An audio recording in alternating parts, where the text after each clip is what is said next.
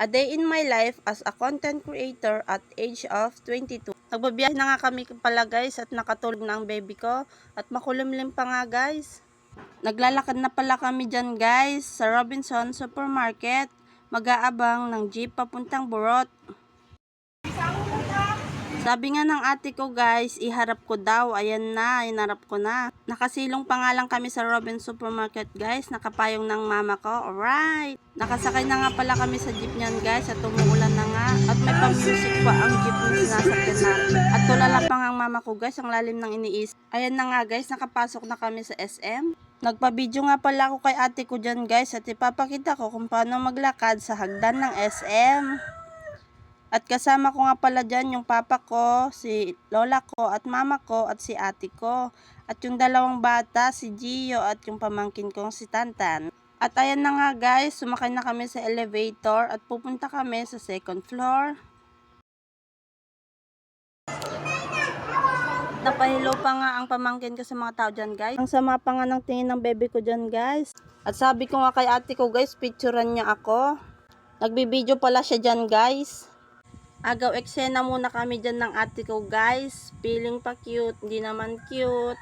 At naglaro na nga palang bebe ko at ang pamangkin ko dyan guys.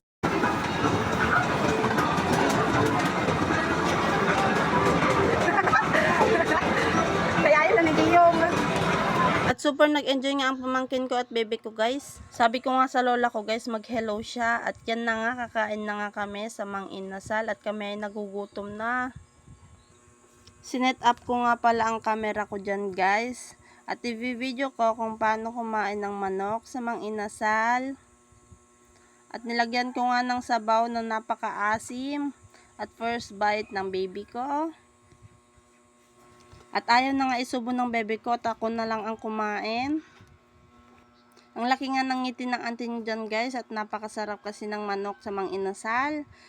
Nakalimang kanin nga pala ako dyan guys. At sabi ko, tama na. At nakakahiya na guys, baka malugi na sila sa bigas.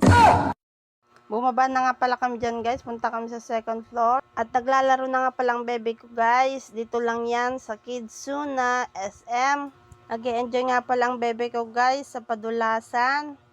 At sumakay nga pala kami ng bebe ko dito sa duyan na parang hotdog na malaki guys. At ayan na nga, nakakahilo naman ng aking taga-video.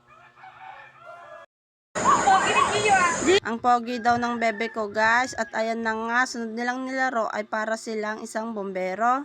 Dito nga pala yan sa Kidsuna SM guys. At ayan na nga, tapos na nga silang maglaro guys. At uwi na kami guys.